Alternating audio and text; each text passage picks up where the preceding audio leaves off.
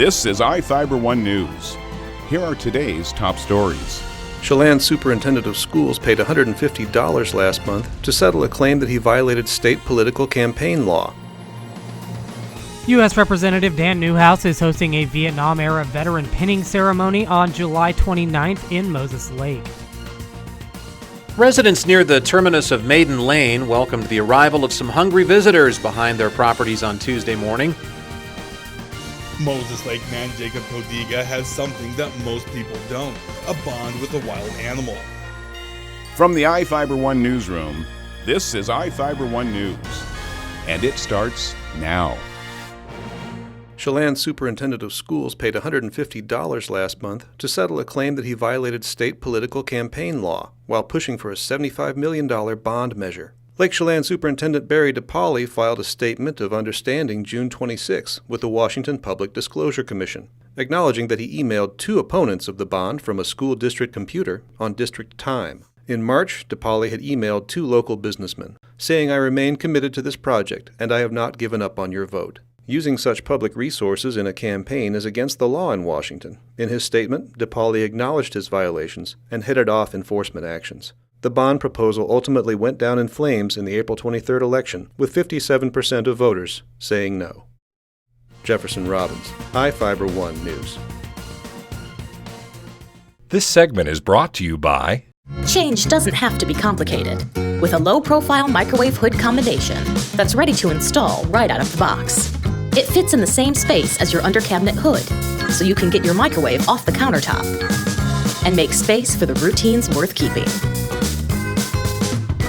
The low-profile microwave hood combination, from the #1 selling appliance brand in the USA. Whirlpool Appliances, now available at more furniture in Ephrata. U.S. Representative Dan Newhouse is hosting a Vietnam-era veteran pinning ceremony on July 29th in Moses Lake. The first of three pinning ceremonies hosted by Newhouse is from 2 p.m. to 3:45 p.m. at the American Legion Post 209, located at 538 West Broadway Avenue. Newhouse is also holding pinning ceremonies in Okanagan on August 22nd and Sunnyside on November 8th. Newhouse plans to honor veterans, including unreturned veterans and their families, during the ceremony. Newhouse will present veterans with a service lapel pin and certification of appreciation for their service in partnership with the Vietnam War 50th commemoration.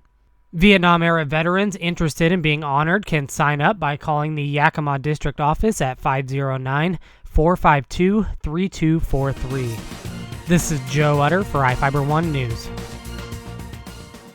This segment is brought to you by Your taste buds bored? Well, then bring them to Jay's Teriyaki. Not only does Jay's have a variety of teriyaki dishes, they also offer mouth-watering salads and sides. Call Jay's 509-764-5155. Jay's Teriyaki, located at 123 East Broadway in Moses Lake, because it's all in the sauce.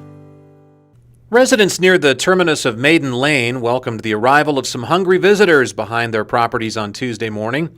Following the Sleepy Hollow fire of 2015, the vicinity was designated as a Fire Management Assistance Grant Project area, which has allowed for the implementation of numerous wildfire safeguards, including fuel reductions.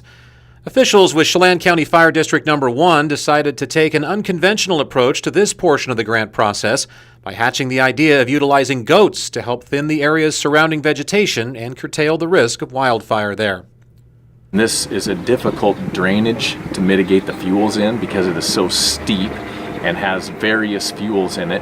We can't run machinery in here effectively, and it would be very labor intensive, and we don't have that manpower to deploy along here.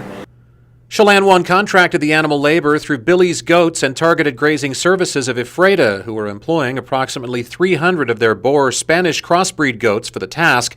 The goats will feast on roughly 5 acres of fire hazard around the clock over the next week and a half, and there is certainly no shortage of selections for the cloven-hoofed connoisseurs to choose from.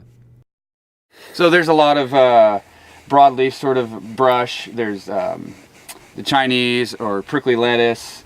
There's some white top. There is the Chinese elm tree, wild rose. There is poison ivy, poison oak. I mean, they'll strip the bark right off a lot of these trees, and they'll be bending limbs over and, you know, using each other as there's ladders they climb up, and so they definitely go to work and they clean stuff up. The only menu item on the Wheatie buffet the goats are not expected to favor is the cheatgrass, which they prefer to eat earlier in the season. Regardless of this singular exception, the animals are anticipated to make a big enough impact on reducing fuels that Chelan One is already planning to make them a part of their future schematics for wildfire risk mitigation.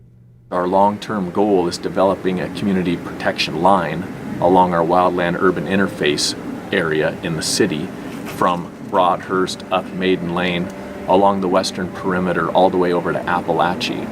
We want to do fuel reduction and fuel thinning along this wildland-urban interface line, and that's going to be done with goats, with mechanized equipment, and with people.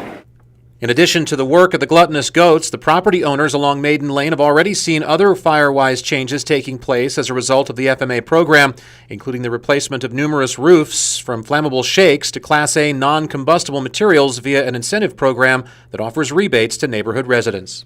Reporting for iFIBER 1 News, I'm Chris Hansen. Moses Lake man Jacob Codiga has something that most people don't, a bond with a wild animal. Codiga has built a bond with a squirrel which he cares for in his backyard.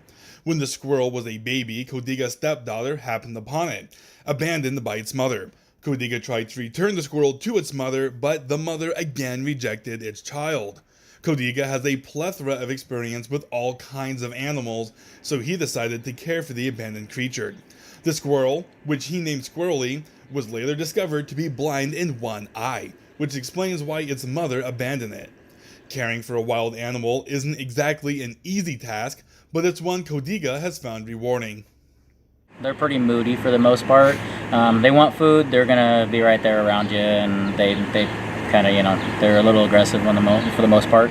It's a different experience, that's for sure, because most of the time you don't have the ability to get close to an animal like that. And so when you bond with an animal that's not typically handled, it's a different experience altogether.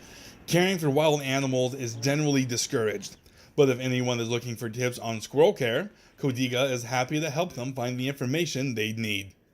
I'm Adam Chikoski for iFIBER 1 News. This is iFIBER 1 News.